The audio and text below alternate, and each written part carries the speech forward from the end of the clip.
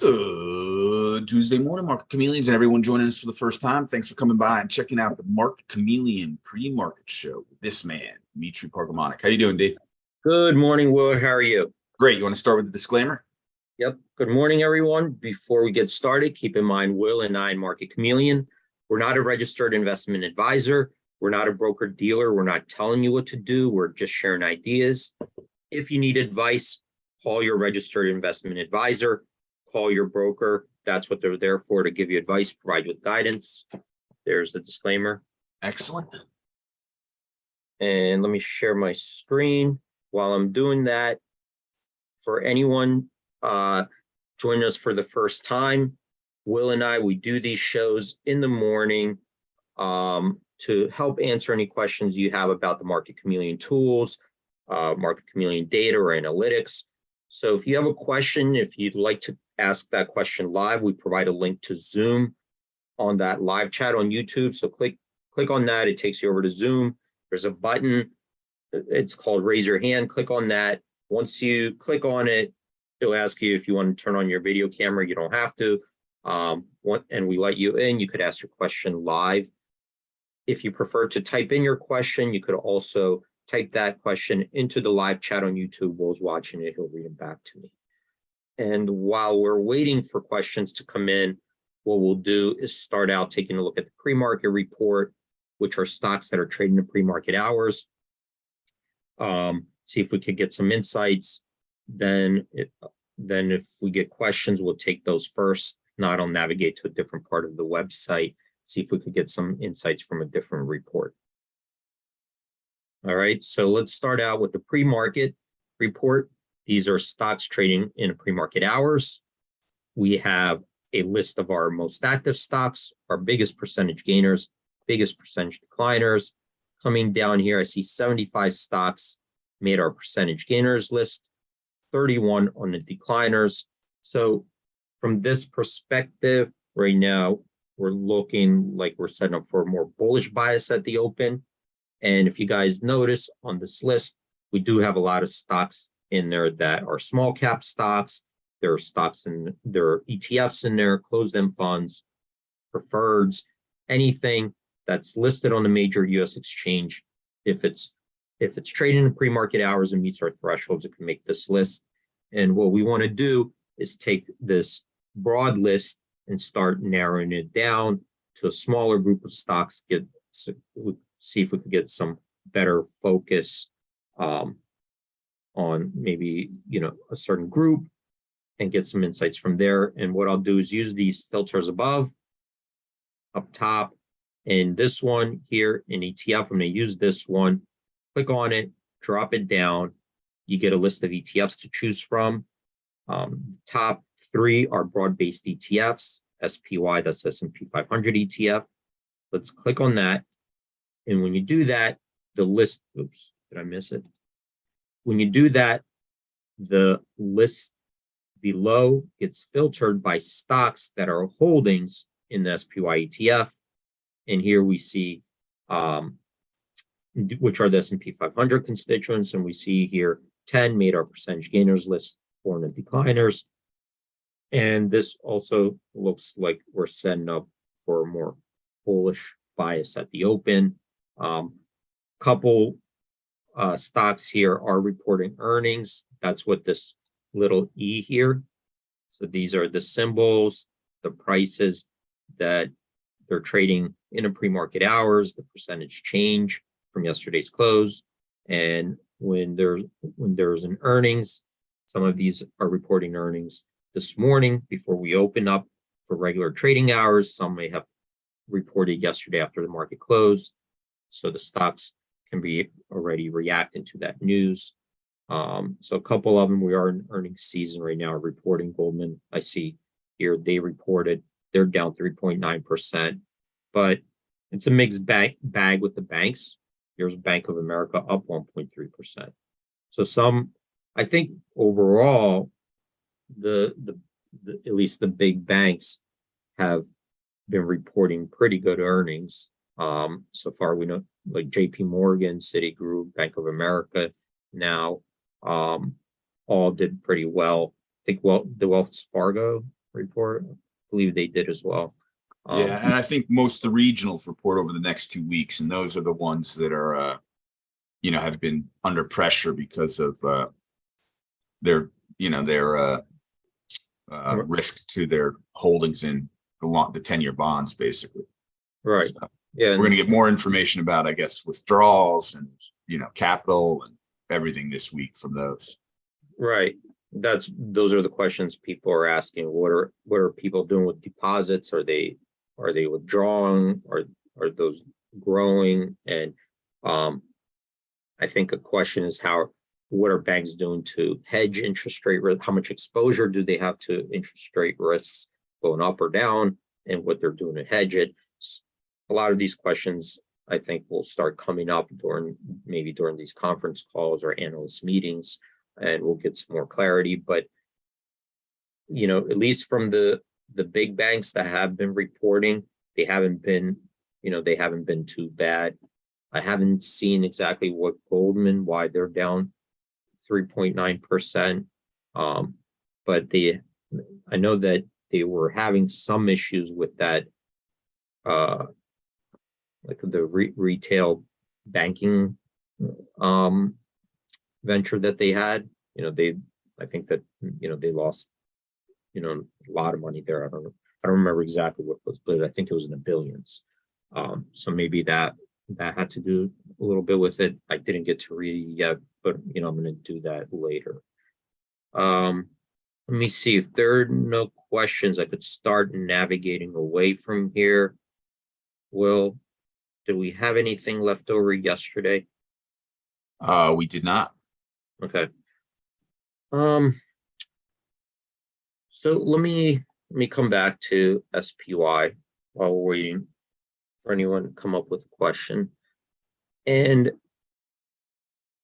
maybe what I'll do is, first let me talk about, some of the tools on the website and what they're aiming to achieve. And what you'll see is that we have a lot of tools that, well, let's say here, on the trade ideas. And a lot of these tools look for theoretical values versus market price, right? So there are tools that we have that try to measure, well, based on benchmarks, what do we think certain securities are worth? Mainly we focus on options, but we have some on stocks, and we're talking about a calculator for that. And then there are tools that we look, to see order sentiment, open interest, what's going on. And when we look up a good trade setup, right? So to find a good trade setup, the reason we do it is there are a few key factors. I'm going to maybe use this one. And one is, you're trying to compare the price to a theoretical value. How much did they diverge from a benchmark, right? So, and I think Warren Buffett kind of coined it, price is what you pay, value is what you get. And the value, the price is something that you could observe. The value is something that you need to calculate through a model. And you want to track to see how far away price starts to diverge from that theoretical value. So that's one key component to start to try to find a good trade setup. Then the other is you want to ask yourself, okay, who is doing what? All right. Because if price did, let's say prices are signal, they're a signal to the market, something's going on, prices are going up. That's a signal to the market that there's more demand, price going down, there's more supply, measured towards the value. But did I misspell that? Hold on a second.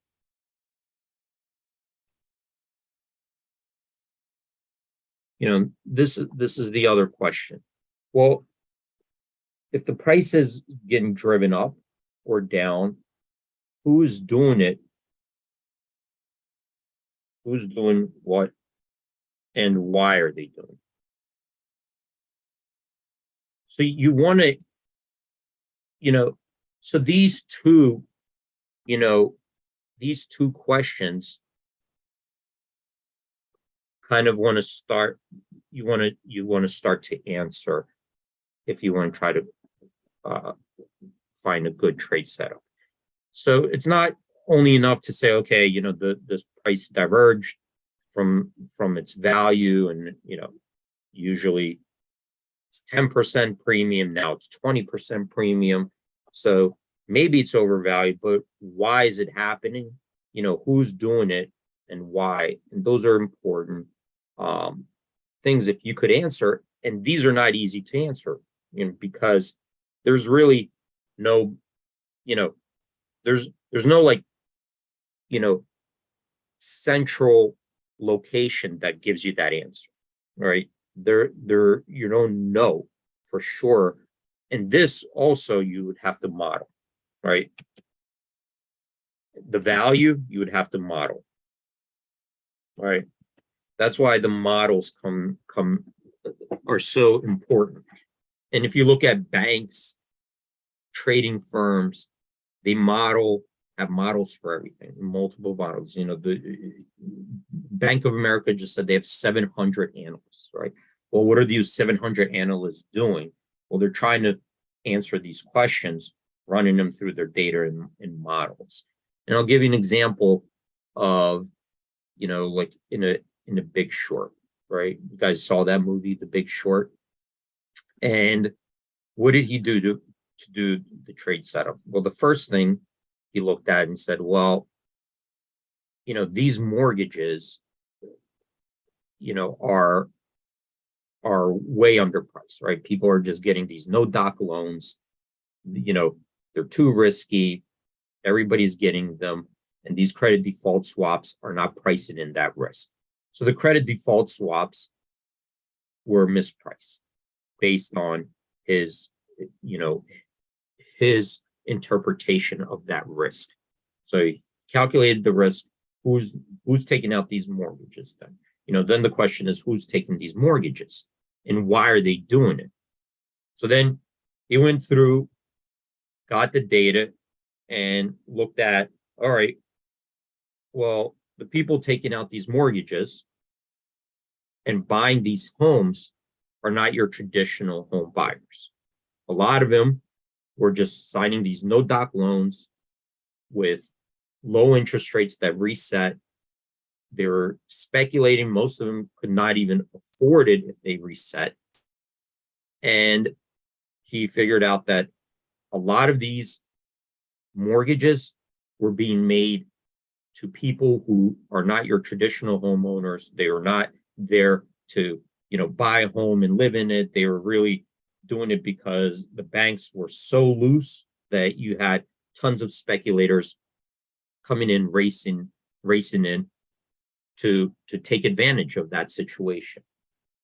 And by stitching those types of things together, that's where, you start to come up with a good trade setup, because you need to understand first, well, is this price ridiculous? Like, is from what I believe the value is to where the price in the market is, has it diverged from, some kind of normal relationship?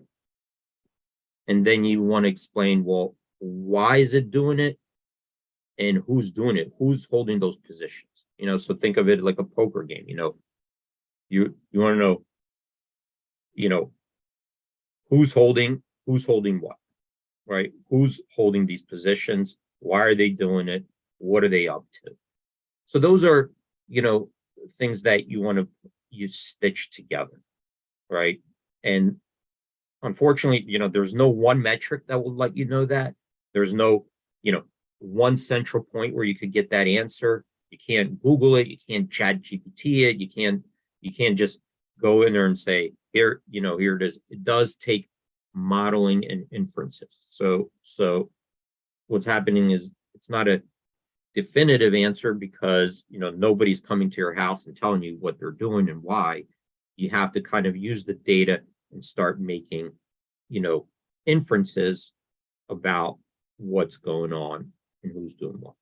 All right, so kind of like, I think sometimes people will only look at one and ignore the other, but I think they go hand in hand. All right, you want to always put the puzzle together in front of you.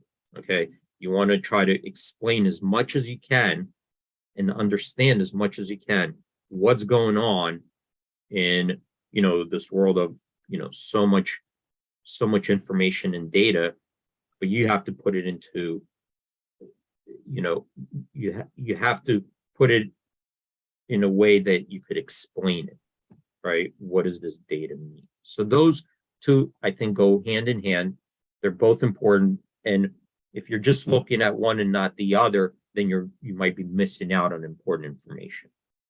Okay, so just kind of wanted to bring that up while we're waiting for questions to come in. Yeah, we did have some questions pop up. Okay. Well, it's a series, and maybe you can give your thought on it. First, Lauren asks, how would Dimitri hedge long SPX with VIX options? VIX options, and then he says VIX options are based on VX futures, so there must be a cost to carry. How to set up an optimal VIX hedge? And then Robert goes on and he says, why not hedge with SPY puts and calls? The VIX seems to be rather anemic in trading volume late. SPY seems to have all the action. So that was one thing that Lauren and Rob were talking about with questions. And Robert then asked about order sentiment, which is order sentiment a lagging indicator? I cannot seem to get it to correspond to price movement. Is there any time factor, like 1 day, 1 hour, etc.? So that was a question about order sentiment, and Lauren and Rob were having a discussion about using the VIX and SPX options against each other. I don't know if you want to tackle any of those or look at that and tackle them tomorrow, but those were some questions. All right. No, those are very good questions. So when we look at, let's say we take the VIX, right? And when people, so what's important here? Let me write this word down. When we trade financial securities, right? When we trade financial securities, no matter if it's a stock or an option or a bond, what we're doing is trading risk and we're managing risk. And I think a lot of people think of risk as just something that, something that I could lose, right? Like they think of risk as a loss, like a stop loss. But that's not really what's going on. Risk is something that you own, you have exposure to, right? And there's certain risks you want to have exposure to, some risks that you want to mitigate or hedge. Okay, so in any investment you're doing, you want some exposure, right? You want to take an asset, break down all the risks that you have, that you own. Which ones do you want to hedge away? Which ones do you want to have exposure to? Okay, and that's how you kind of start managing this. And when we look at risk of the VIX, right, you do have all types of different exposures, and you want to first list them out and see how you could hedge those risks, and which ones you want to have exposure to because you think it's either undervalued or you need that in your portfolio.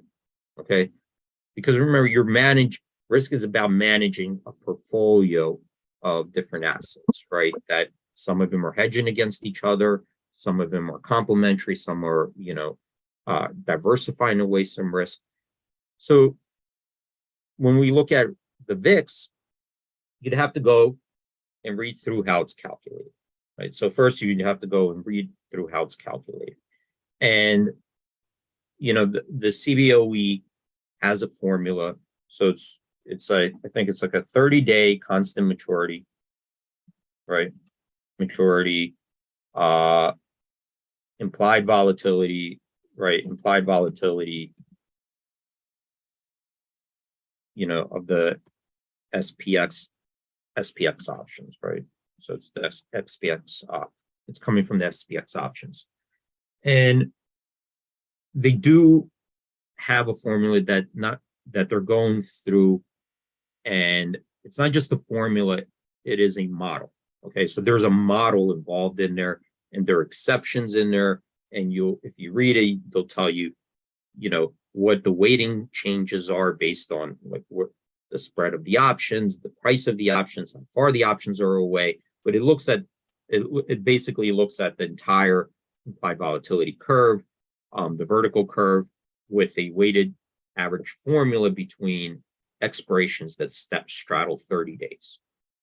So you have to understand that fully, right? Understand all the risks involved with that, before you start with anything. So there's no way to understand how to hedge it unless you could reconstruct that model, and that model, you'll be able to see the risks involved in the sensitivities. Okay, so for example, the VIX, has with SPY, there's a delta risk. Because what happens, even if the implied volatility curve remains unchanged, right? If the volatility curve remains unchanged, but the stock moves, it's moving to different strike prices. And different strike prices have different implied volatilities. So as long as those implied volatilities remain the same, the VIX is going to, even if implied vols do not go up and down, right? Just the stock moving to different strike prices has a delta with the VIX. The VIX will change, okay?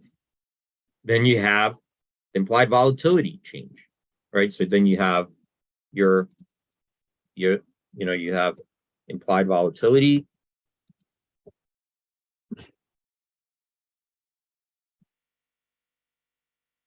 So the implied volatility goes up in everything, VIX goes up. Implied volatility goes down, the VIX goes down. But you also have, your skew, because the VIX is giving a weighting to different strikes and you could go and look at those weightings and how it's calculated. But let's just say along the strikes, the implied volatility stay the same. SPY does not move, but the implied volatility on your tails moves up or down, just the tails. So at the money stay the same, around at the money stay the same. SPY doesn't move, but all of a sudden the tails move up. That will make the VIX move up. The tails move down, that will make the VIX move down. So you got to go through it. You see all these different, as I'm going through it, I'm listing it out, right? Well, if SPY moves, the VIX is going to move. Doesn't matter, even if implied volatility, here I'll show you what I mean.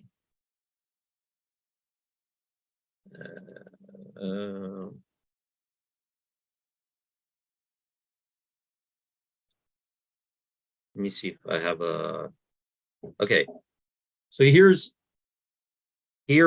a 30-day implied vol, right? But you could see that if I move from at the monies, right? If I'm moving away from the at the monies, the implied volatility is different. So if I move, going up strikes, it's going to be different from that at the money. And if I go down strikes, it's going to be different from at the money. And this curve here is showing how it's shifted. So this top one is the 30-day. I'm sorry, this top one is the 52-week average curve. This bottom one is where it is now, and the red one is how it shifted on one day. So when we look at it, there are a lot of things going on here. Number one, we could see that the entire curve could shift up or down, right? All the implied vols on every, could shift up proportionally up, or they could shift proportionally down. At the same time, we could see that these tails could start shifting even with this sitting at the same place, right? Like look up here how this one in the 52-week average slopes higher at the tail than this one, right? And here it looks to me like it's kind of flattening out. This one kind of curves back up. Well, all that is factored into that VIX model. But what about if this green line stays exactly the same? Well, if the stock moves from this strike to this strike, well, the monies now are different. They'll get more weighting, even if that green line doesn't move. So what we're doing here is saying, okay, what kind of risk exposure am I getting into? What risk exposure do I want? And what risk exposure can I hedge away that I don't want? So if you don't want maybe the risk, let's say all you want to do is play the implied volatility curve, but you don't want the delta risk of the stock moving up or down, well, then you're going to have to figure out the hedge ratio between the VIX and the SPY. How much, change, what is the change in implied volatility versus the change in strike prices, the movement of the stock? You got to figure out that delta and put on that hedge ratio.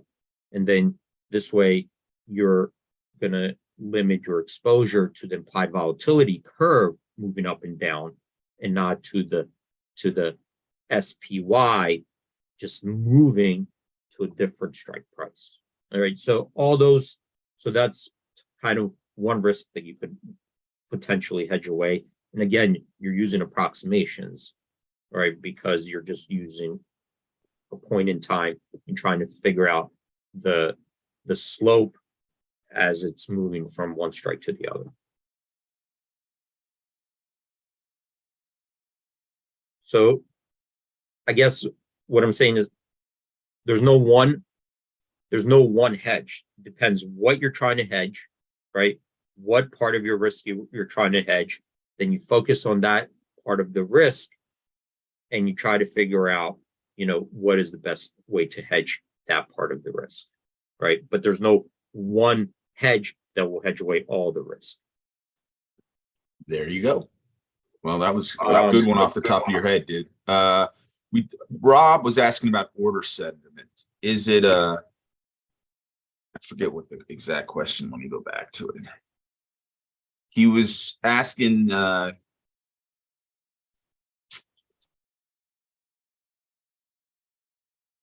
he said, is the order sentiment a lagging indicator? I cannot seem to get it to correspond to the price movement. Is there a time factor like 1 day or 1 hour, etc.?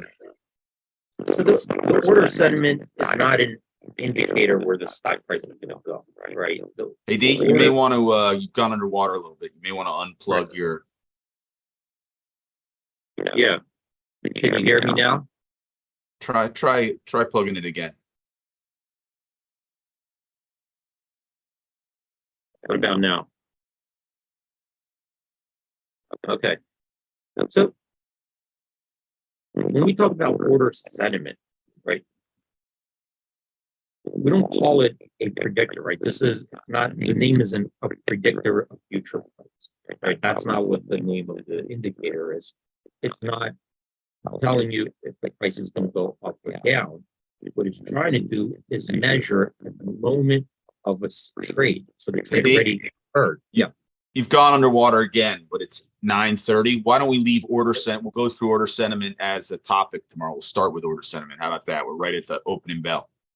Yep. Okay. Yeah. Let's do that tomorrow. We'll have more time because anyway, I wouldn't be able to to do it in a minute. All right. Perfect. All right, Thanks, everyone. buddy. Thanks for joining. Stay safe out there. Have a great trading day, and hope to see you guys tomorrow. Trade in, please. Chameleon's order sentiment tomorrow morning, 9:30. We'll see you.